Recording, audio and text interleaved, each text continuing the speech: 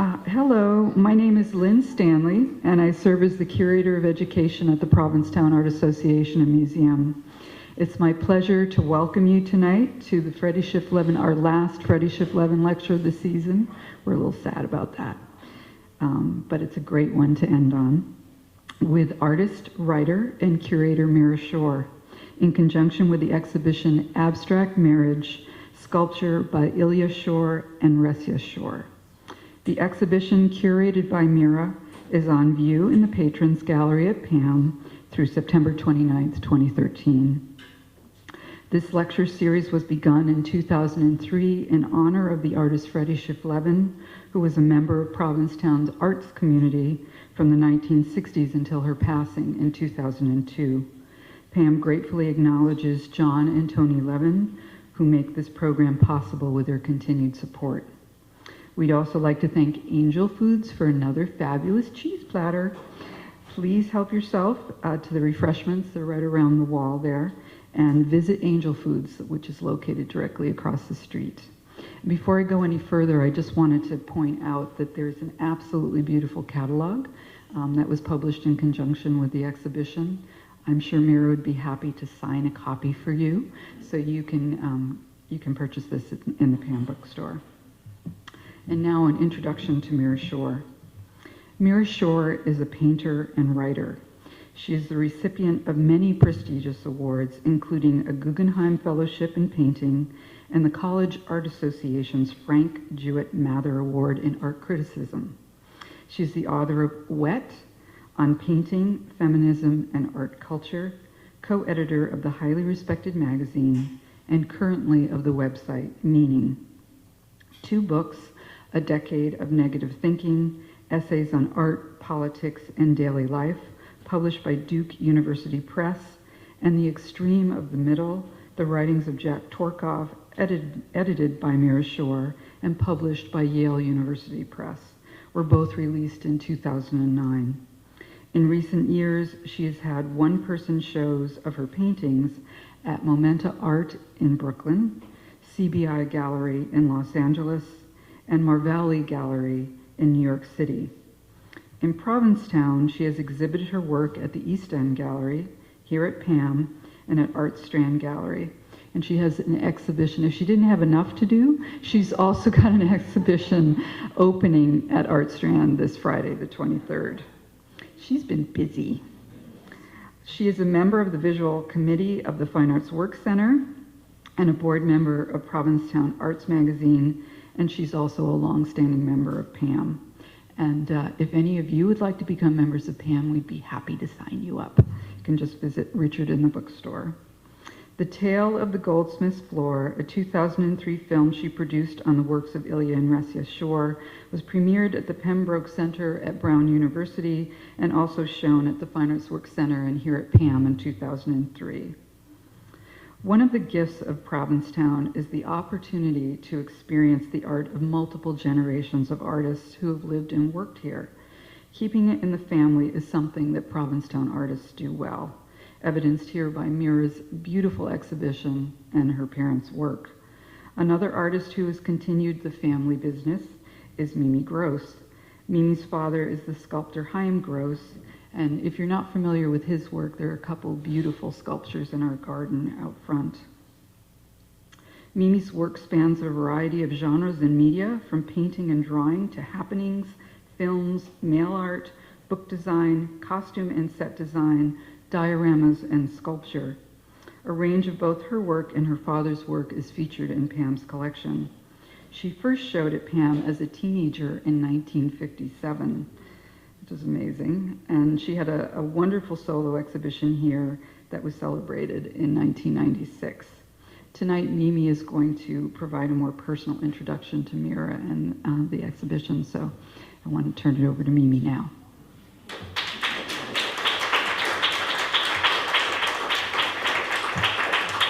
That was excellent. Well, you're in for a treat listening to Mira's lecture today, seeing the images that she'll be showing you. We have a really long history together, but I wanted to first say that personally I've had a long history with PAAM, and with it my father, who was an enthusiastic supporter of PAAM, and he was also an enthusiastic supporter of Ilya Shor, and never missed an opportunity to praise Ilya Shor's work and to encourage people to buy it. And he himself had many pieces, including a spectacular mezuzah that he had made that my father proudly owned and eventually landed in the Jewish Museum in honor of Mira's sister, Naomi. We'll get to that. But in the meantime, I wanted to say that the side of Ilya Shor, which is not here, is that he was a very great Judaica silversmith. And that's what I remember about him, even more than the sculpture, although it's such a pleasure to get to see the sculpture here and to get to know it better. One of the things that I remember about him, and I think Mira asked me to speak because we have this parallel history, and I actually knew both of her parents. But her father, I have one super duper strong image, which is on New Beach, where we spent a million hours, now called Herring Cove. But it's the beach of our whole lifetime, you know, whether it's one end or the other, but we've been there hundreds and hundreds of hours. And Ilya Shor, my father, would play chess on the beach. And that's the memory. They might have just been talking together and not playing chess, but they were, the image that I have is the two of them sitting on the beach talking, and then Mira sitting on the side looking up as a little girl, because she was always quite a bit younger than me. And so, and her sister Naomi, who I got to know even better over the years at that time, because we were closer in age. However, Mira and I have a different history because we've worked together. She actually worked on animation when she was still in high school. We worked on Tappy Toes together. Is that what it was? Yeah, that was painstaking. And so not only having worked together, we've spent so many different overlapping experiences.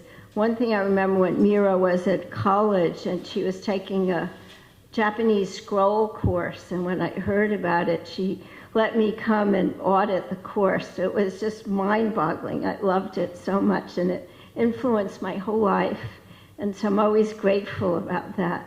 So she's always had this overlap of being very much a painter and very much a scholar and a writer. It's just this, her character. She can't help it. She was brilliant in high school and brilliant in college, and she's brilliant now. And so the liquid part of painting, just, it's a natural part of her personality. And I'm very proud and honored to introduce her tonight.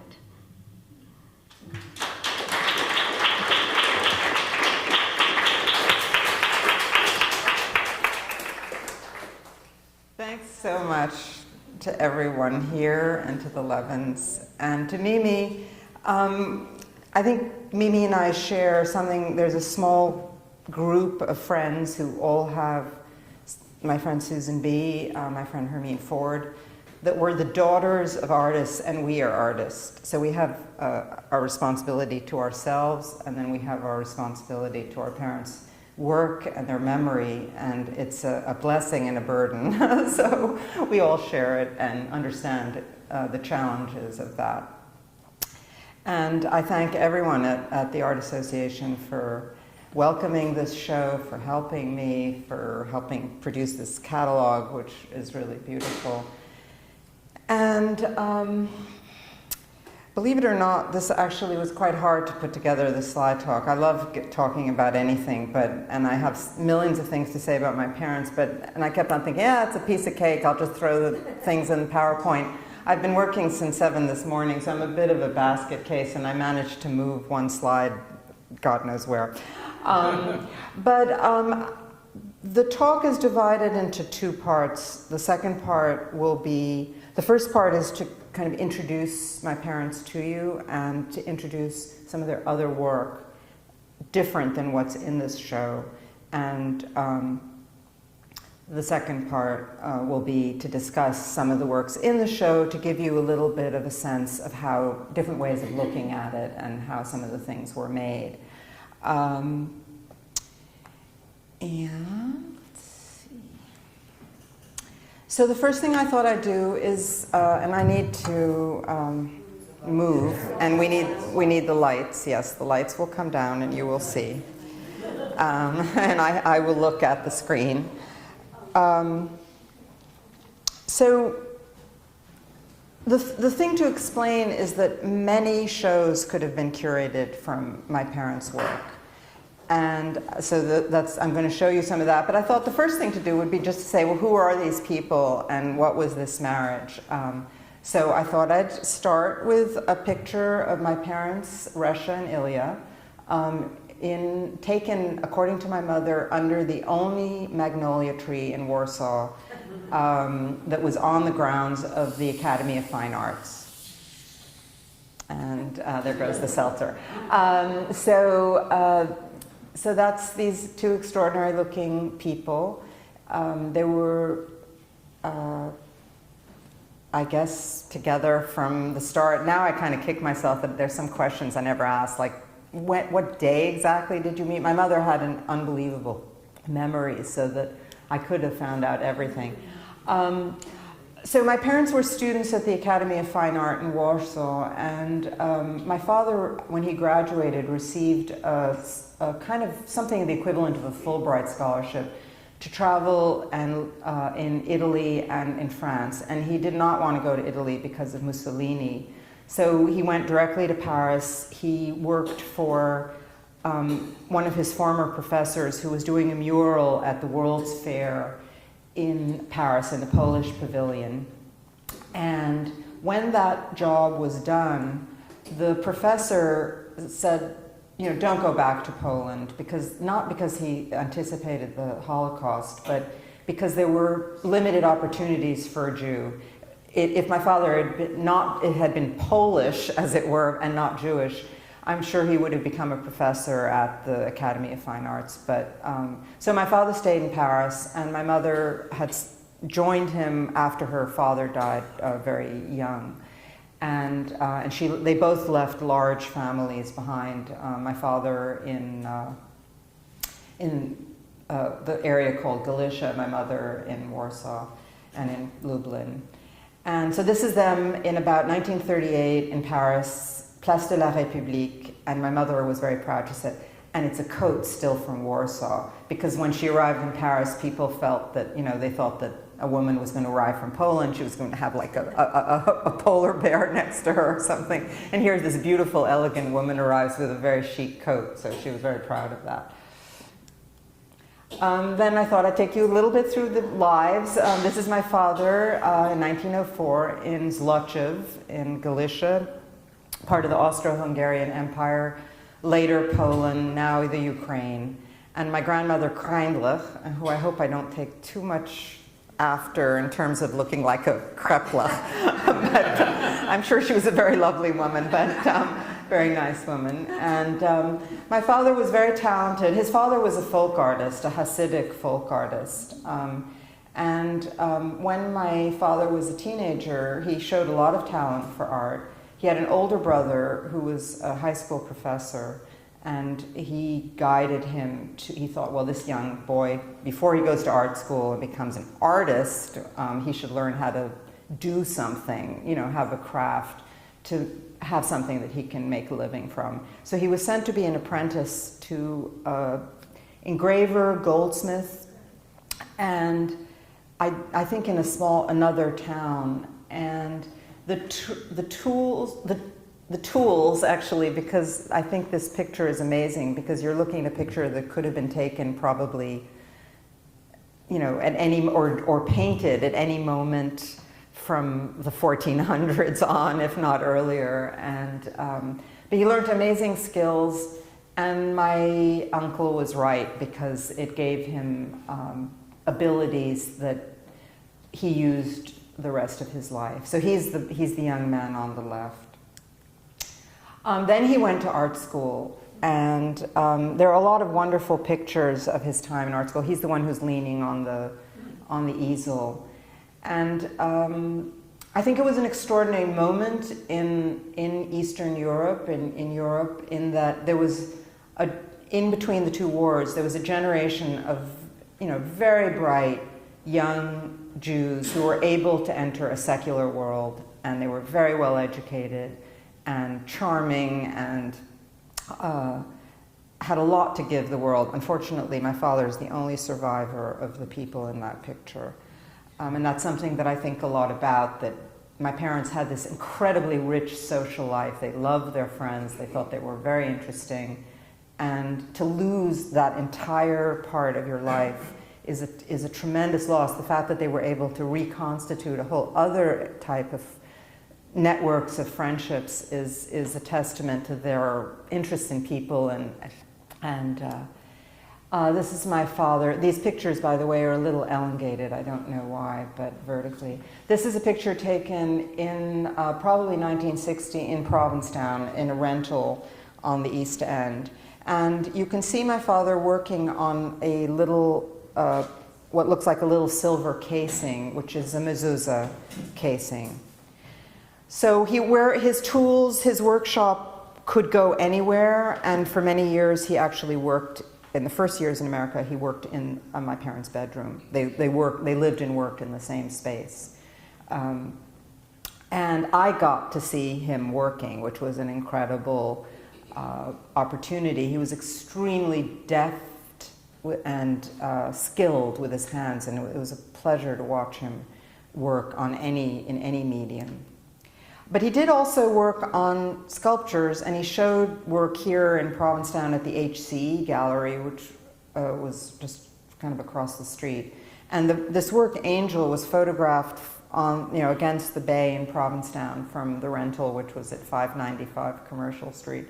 So I know that work was done, and you have to imagine that means it was done at that little table. And I'll talk a little bit more about that. This is a late photograph, and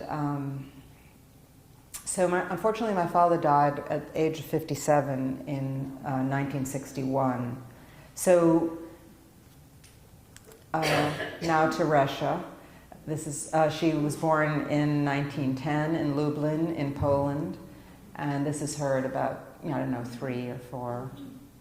She was always very courageous and trustworthy, and I believe everything my mother told me, because everything she told me always turned out to be completely true and verifiable.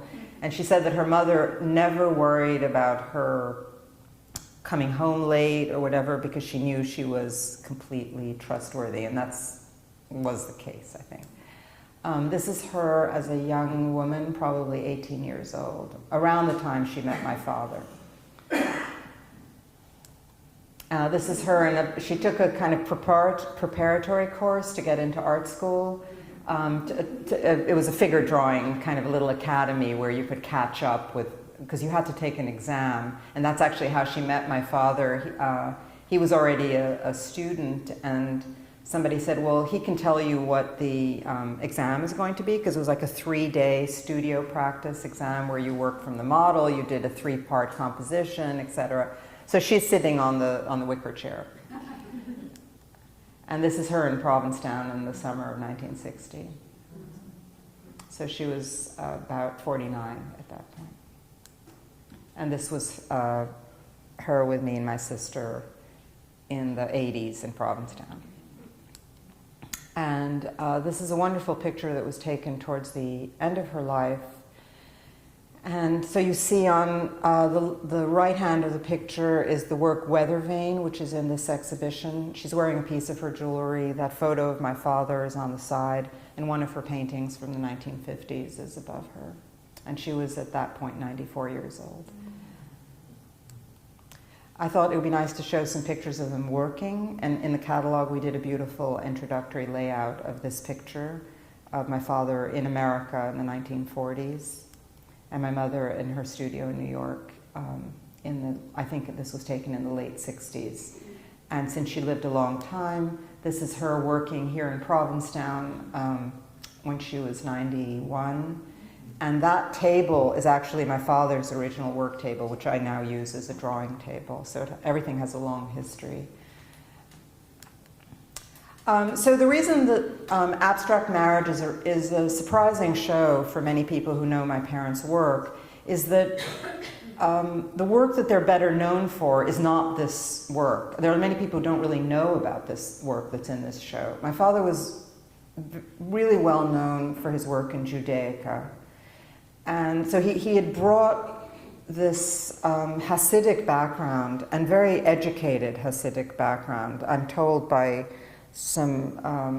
a consultant at Sotheby's that the quotes that he used from the Torah are very sophisticated in terms of the research that he did, or the allusions that he chose, and the quality of his Yiddish was very beautiful. So he was a strange mixture because he was imbued with the spirit of Eastern European Hasidic culture and folk art. And at the same time, he was a very westernized figure. My parents were very left-wing, and they really admired the School of Paris and modern art. And those things melded in the work in various ways. But after the war, the spirit of the world that had been eliminated haunted him, and it returned in his work.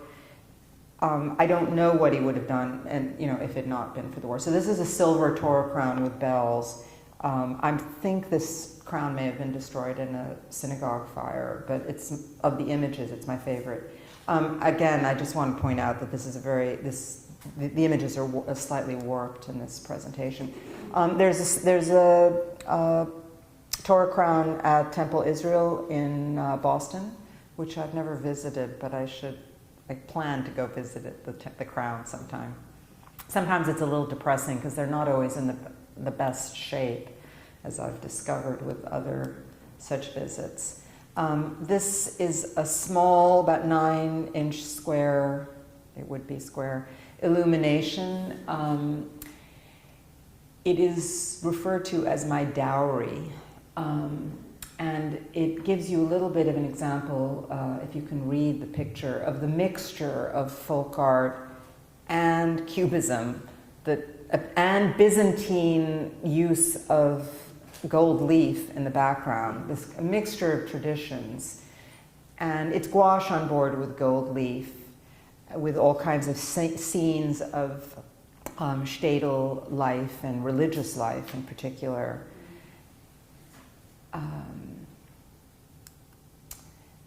He was also very well known for his paintings. Those were the first type of work that he showed in the United States. They're all small gouache. This one is on wood. Usually they're on board. It's of a scribe and his wife. And then there are many synagogue scenes. So again, those are works that he's well known for. This is a mezuzah, a silver mezuzah. And everything is engraved, chased, in relief. This has a door that opens. There's an illumination inside, typically, and the actual mezuzah text is rolled up behind the illumination. And this is a Purim plate, silver and gold, from the late 50s. And typically, my father's work, and later my mother's, every part of it is worked, front and back. So this is a small, very small gold pendant. And everything was made by hand, even the links of the chain. Nothing was either fabricated or used, sort of ready-made. So it's a little boy and a girl, probably, or two boys around a tree. This is the back, and then it opens, and there's this lighting of the Sabbath candles. So this has been actually the heritage of these works. There are times where it's just sort of unbearable because their fragility, both in reality, in that they're small things that fit into the small, like maybe a large stamp size, but also their fragility in terms of modern culture. again, very different than the works that you see in this exhibition of by my father. He also was very, very well known as an illustrator, making wood engravings. I am a bit disturbed by the fact that this projection is is warping the images, but this is an illustration called The Sigh of a book called The Earth is the Lord's by Abraham Heschel. And he illustrated 2 books by Abraham Heschel, and those books alone have kept his name, out in the world. The books have been in continuous print and translated into many, many languages for about over 60 years. And my father's illustrations always accompany them, and in recent years I've shepherded a Polish translation and a Hebrew translation of the Sabbath. This is a wood engraving from the Sabbath. I brought both books in paperback if anyone wants to take a look at them. They're also very beautiful books. He also illustrated Shalom Aleichem, very wonderful and funny stories of the shtetl and arrival in America. This is a little boy lets loose a bottle of ink in the town river and everything turns black. So he also made wonderful paintings. In addition to the Judaica paintings, there's a whole other exhibition could be these small gouaches mostly from the 40s of when they were in America already. My mother at a table, a self-portrait, small gouache.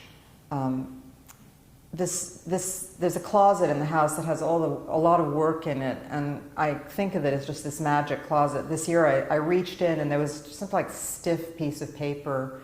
I thought it was just a filler between layers. I pull it out and there's this incredible ink drawing by my father.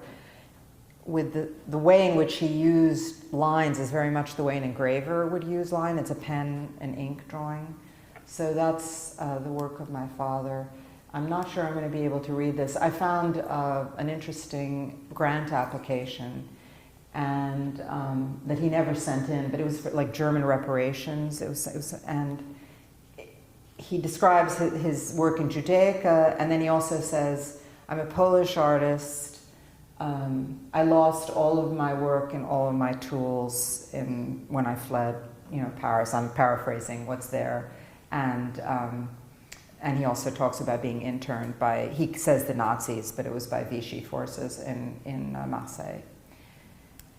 And this is a talk about Jewish art, handwritten, in which he basically starts out by saying, well, people are always asking whether there's such a thing as Jewish art. Well, it's not really clear whether there is such a thing, but people are always talking about it and asking the question.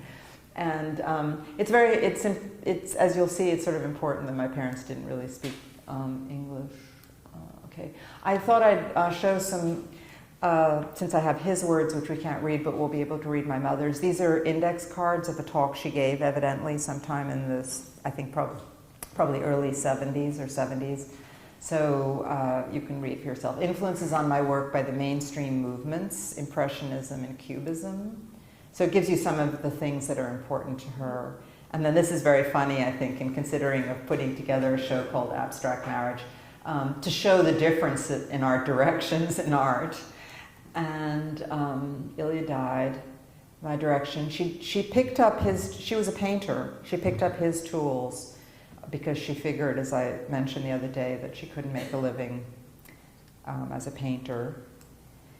And since I could not follow his mastery in his craft, I had to apply knowledge of the craft to my expressions in forms more near to my heart.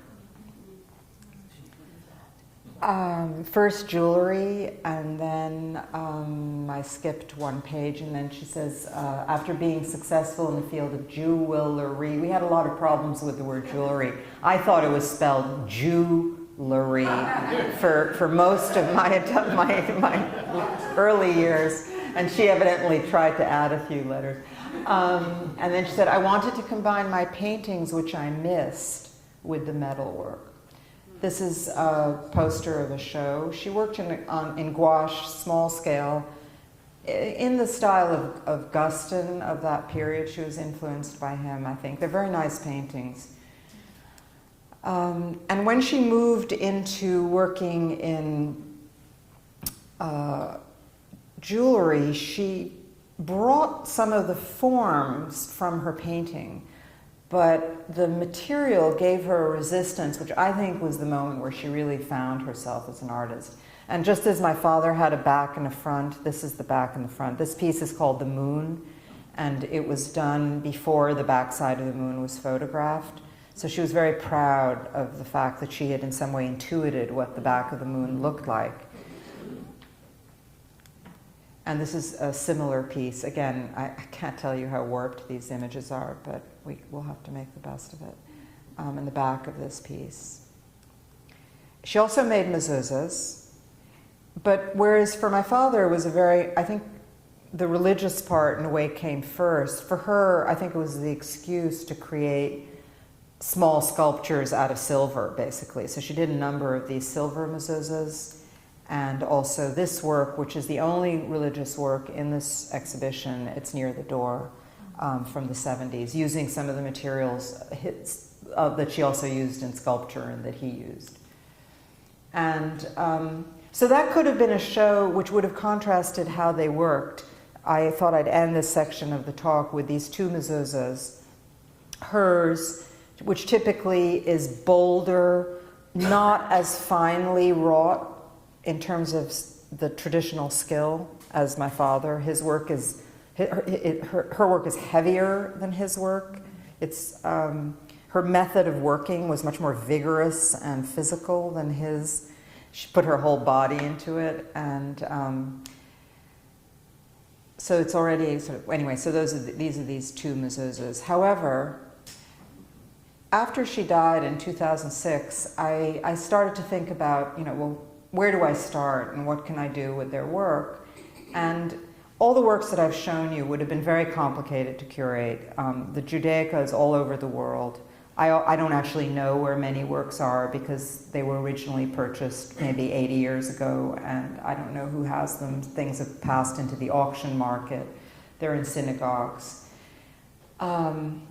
And the same with my mother's work, actually, which is all over. And she didn't take quite as good care with tracking her own career as she did his. She was very devoted to him. As I said the other day, she never remarried, which people found quite surprising.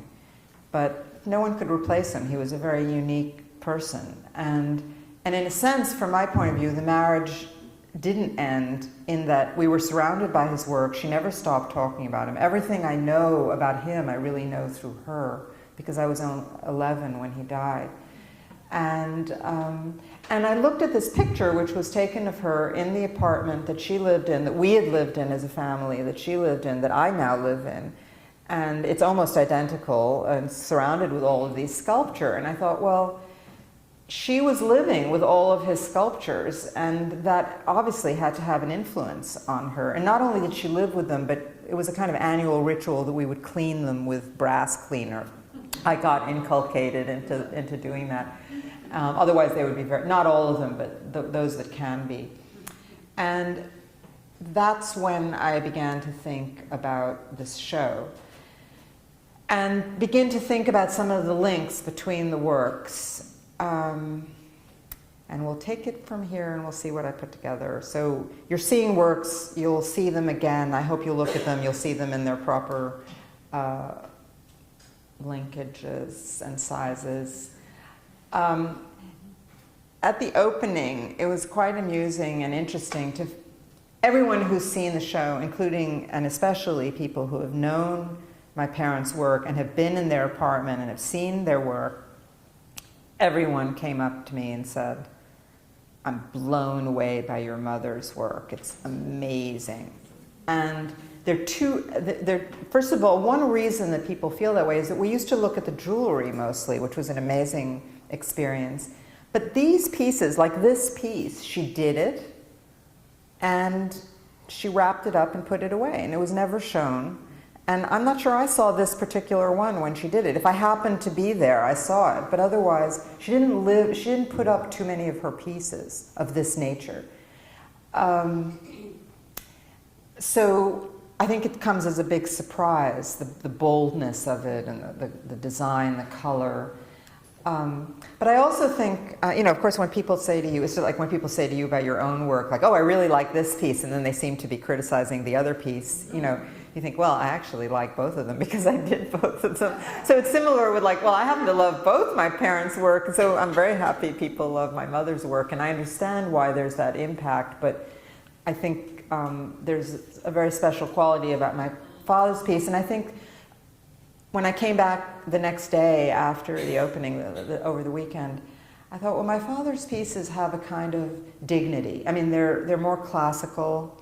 They were done a little bit earlier. I mean, they were done in all of these pieces that are in the show. The best of my knowledge, since they're mostly not dated, is that they were all done in a window of about 8 years in the 1950s. And this is in addition to everything else he was doing. And I think that both my parents, in sequence, not at the same time, began to do these abstract sculptures when they had established themselves and were making a living doing everything else that they did. So in a sense, it's the work they did most for themselves and most in conversation with the art that they loved.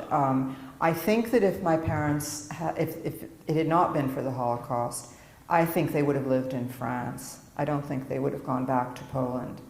I mean, I think they would have gone back and forth, but I have the sense they loved Paris. They were just complete Francophiles. They loved French art, Braque and Picasso and Cézanne. Those were their homeboys. And so they were working in conversation with that. They also were working in New York during the, period of the New York School. They were friends with artists like Jack Tworkov, Chaim Gross. They knew Philip Guston. And so there is some influence also, if I look at my father's work, with work that was being done. And I think it just started to be shown. And then he died, so who knows what, but it was also, maybe it was already just at the point where pop art was coming in. Timing is everything, as they say, in art. But one of my personal interests as a writer, as an observer of art, is how canon formation, like what goes into the canon of art. And sometimes not very good artists get into the canon because they happen to have been someplace and sort of been part of a group.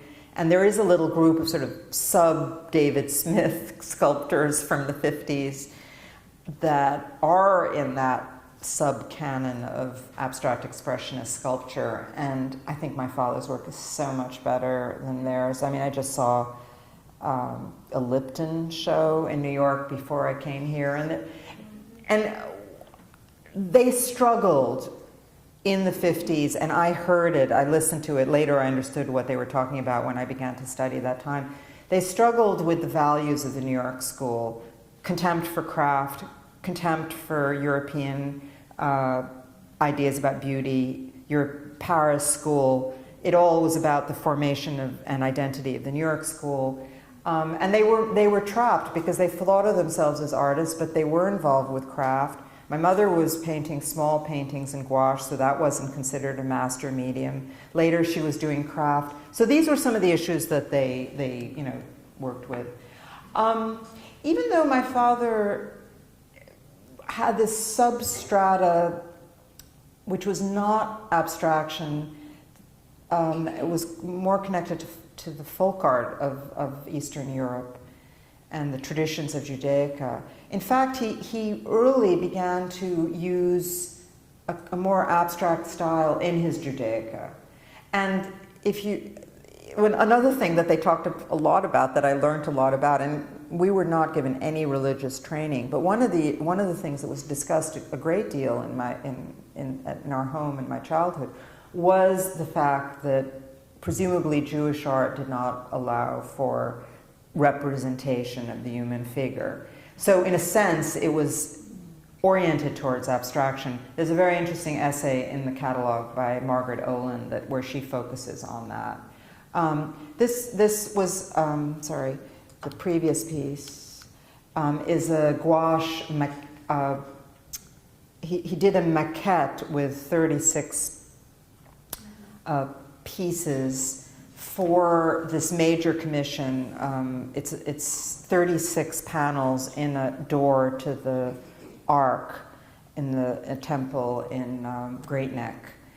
And they're all, the idea of the 36 is the Jewish sort of legend that the world is redeemed as long as there are 36 just men in the world, but they don't know themselves that they are the just.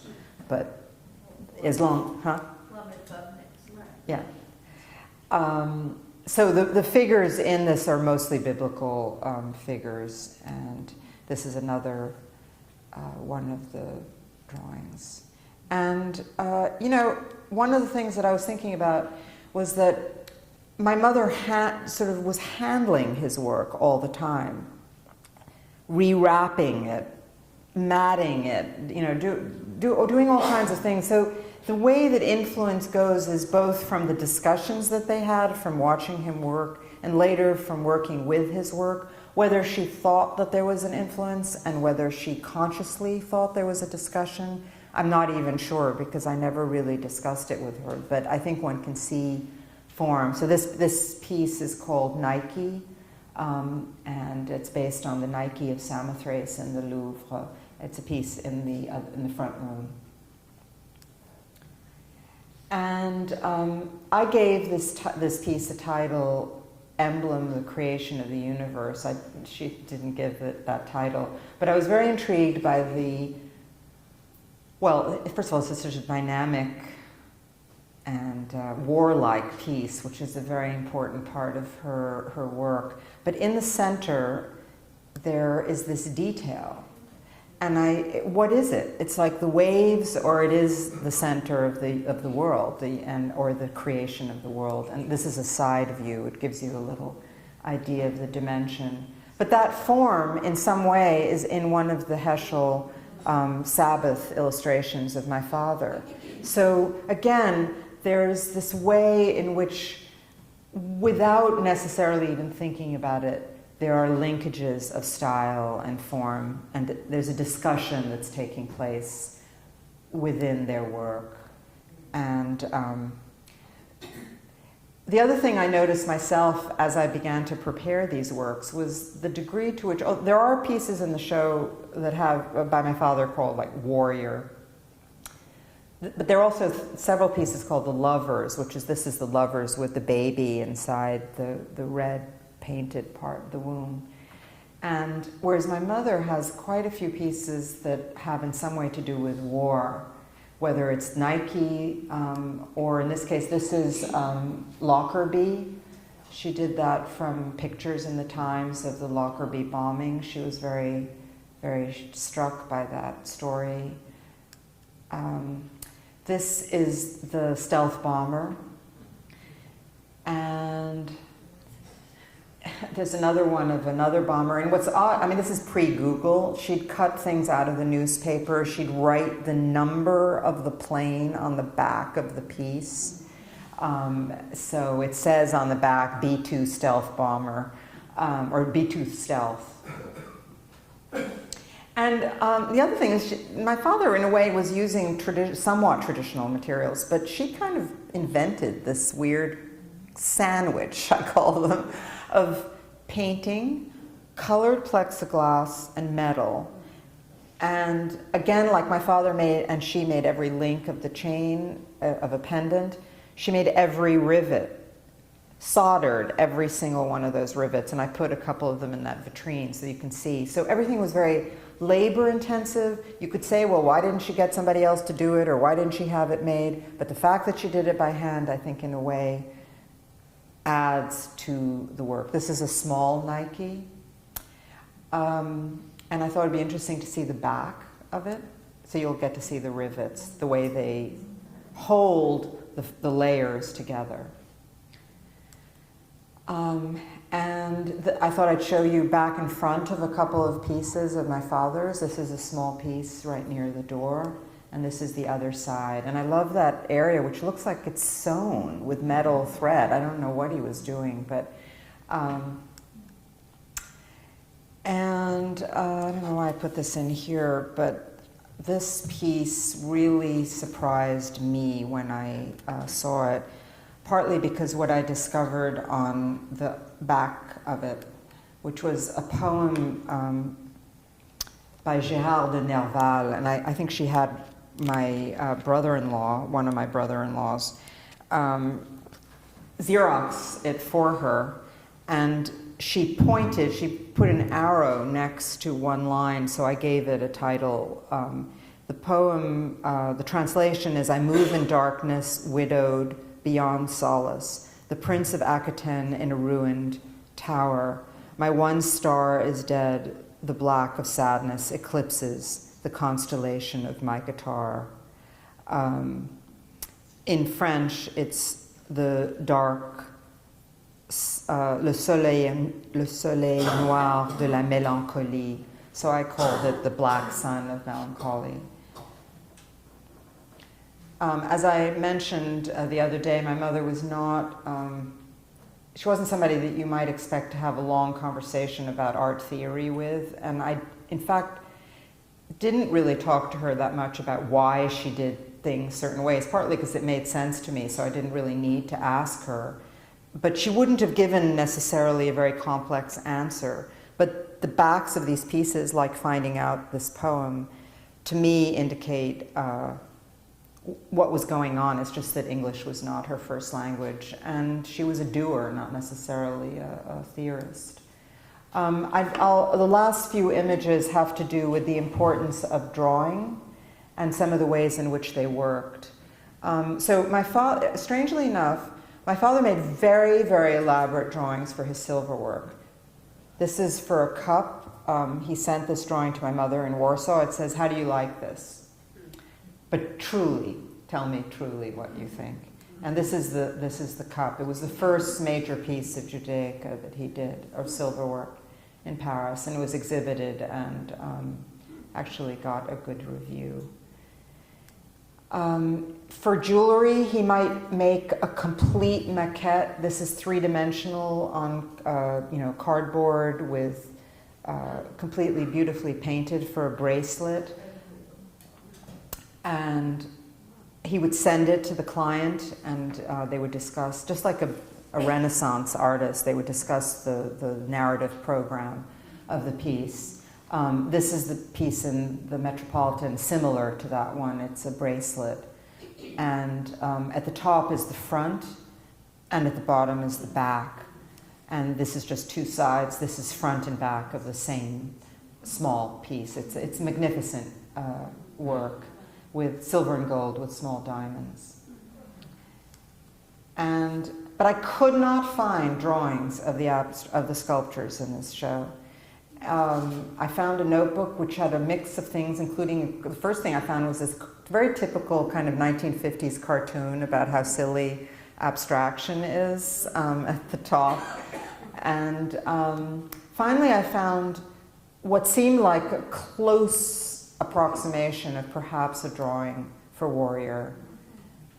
And for this piece, Cathedral, I thought, well, maybe this is something related to it. What this means to me is that I think he did these things off the top of his head. And it's the only work that he did like that, because he really did the silver work from these very elaborate drawings. And that is unusual for him, and it's interesting to look at them, thinking about how he would just create this fairly complex shapes. But then you see in this other work from the Sabbath some similar forms. For Angel, this was the closest drawing that I could find. It's in the vitrine over there, small. And this is the back of Angel. But there are a lot of angels in some of the Judaica. He loved the story, the sacrifice of Isaac. He did a lot of works of it. So you see the angel of the Lord in the background. But my mother made extremely precise drawings for these pieces. And so in the middle one at the top is the drawing exactly to size for this work.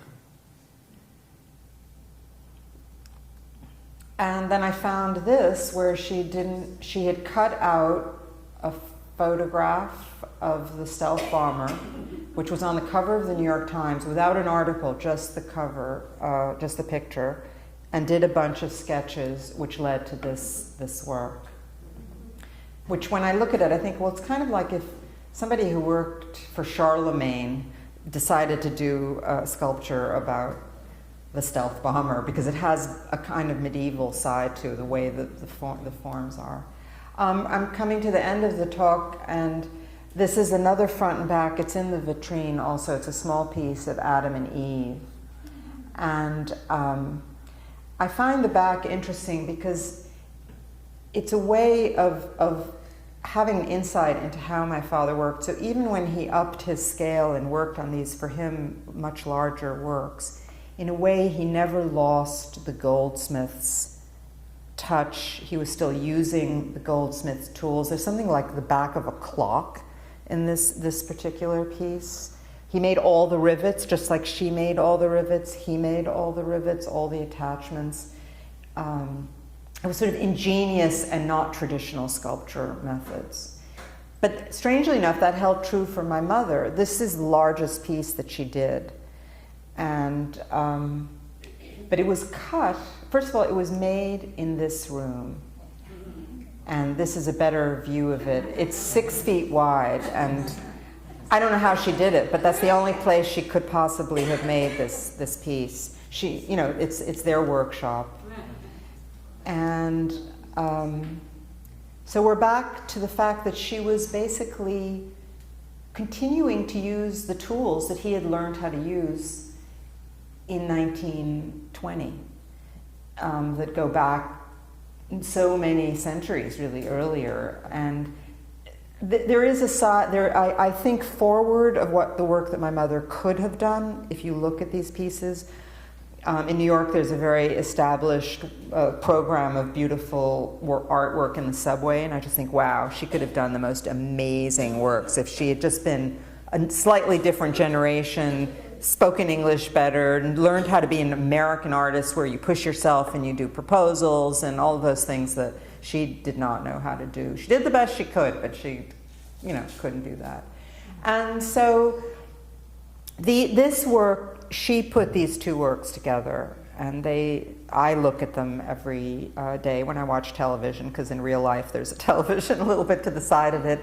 And so this is the abstract marriage, this very, I think, fascinating relationship between these two people who were not your average artists from my point of view. I mean, maybe that's very proud of me, but I don't think they're quite like other people in the work that they did. And not that there isn't work that kind of looks like some of it, but there's something unusual about them. And there's something unusual about the way in which she was able to continue to interact with his work in a living way. And so it's been a wonderful opportunity for me to bring these works together and give them a chance to be seen by people and to really interact in ways that even I couldn't have imagined. So thank you very much.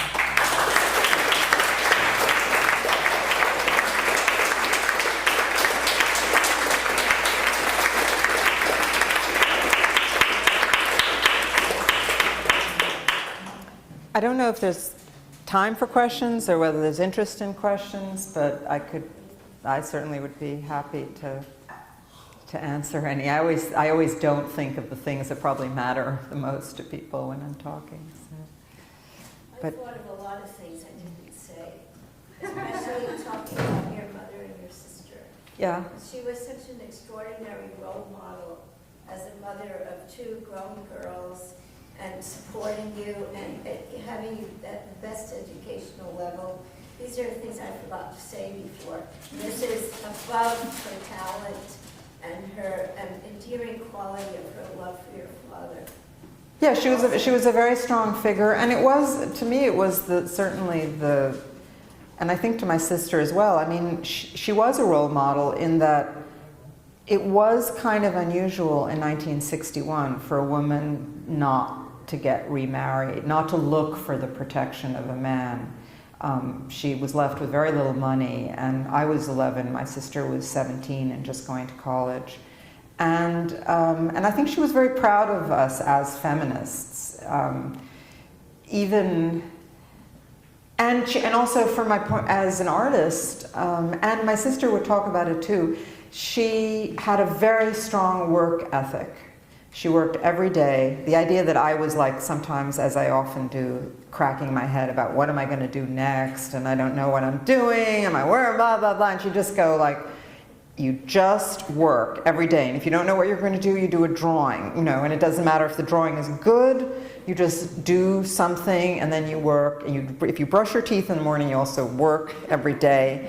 And I saw her working, you know, she was really cool. She made those larger mezuzahs. She set up this weird soldering thing that luckily didn't blow up our kitchen, where she used the gas fire, and she had a gas blower that was machine run, and she had these like goggles on and a really dirty bandana and a little sort of workman's outfit, and she'd be like in there with the fire, you know. And my father was the opposite. Everything was like super fast and quick and delicate. And so that was, you know, as a teenager, even when I didn't, you know, as a teenager you don't necessarily get along with your mother, and I was quite a temperamental teenager, but I really admired her work. And actually, I think that that's the thing that I gave her, is that he was this grumpy teenager, but she knew that she could trust that if I liked something, it really meant something. I didn't just go, yeah, that's nice, you know, whatever, but I would really engage with it. And you know, I really admired what she was doing, you know, and it was kind of, people were quite surprised when she went from being this sort of wonderful mother and wife and hostess and painter, you know, on the side, and the way that in the 50s people thought about women artists. And then suddenly she started doing these things and making a living and supporting herself and us, and she did good. So. Mira, what was the work of hers that she did when you were a silent teenager? She was doing the jewelry. The mezuzahs. She started by finishing some pieces of my father. Those mezuzahs that this work reminds me of? Yeah. Reconstructed? Yes. But she started with more flower. Her style changed actually from more floral and rounded forms to more geometric forms. So in the 70s, she started to work in more geometric forms in all the media, in jewelry. Yes, that's another thing that I think is really important to think about. The pieces of my mother's in the show, the range is from the early 70s, when she was in her 60s, to when she's about 80. And she continued to work in jewelry, and she did continue to make some of these smaller pieces, but so that was very encouraging to watch as well, because she just never stopped working and never worked as, there was no such thing really as age affecting what she was doing. She was lucky to have vigor. She was very interested in art. She didn't, it's funny because the way she did these sort of hybrid pieces, but to her every art was painting. So we'd have these conversations where I'd say, oh, I'm going to see the Jeff Koons show, Mommy, and she'd say, like, so what kind of a painter is Jeff Koons? And I go, like, he's not a painter. So everything was painting, but she was looking at, she